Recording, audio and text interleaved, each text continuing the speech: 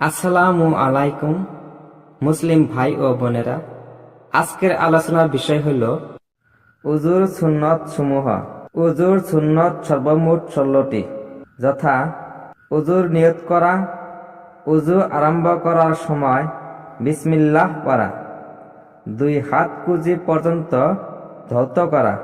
মিসওয়াক বা দতন দ্বারা দাঁত পরিষ্কার করা, প্রত্যেকবার নতুন পানি নিয়ে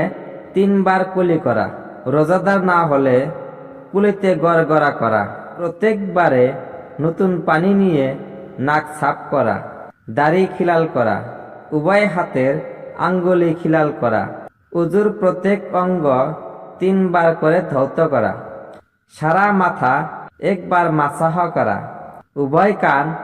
মাসাহ করা, উজুর ফরজ আদায়কালে তারতিব ঠিক রাখা, এক অঙ্গ না শুকাতে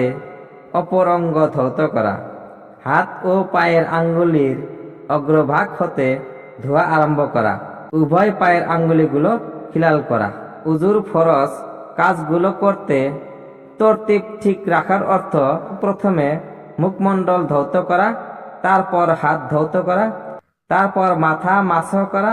এবং সর্বশেষে পা ধৌত করা। এই নিয়মের ব্যতিক্রম করলে সুন্নতের পরিপন্থী হবে।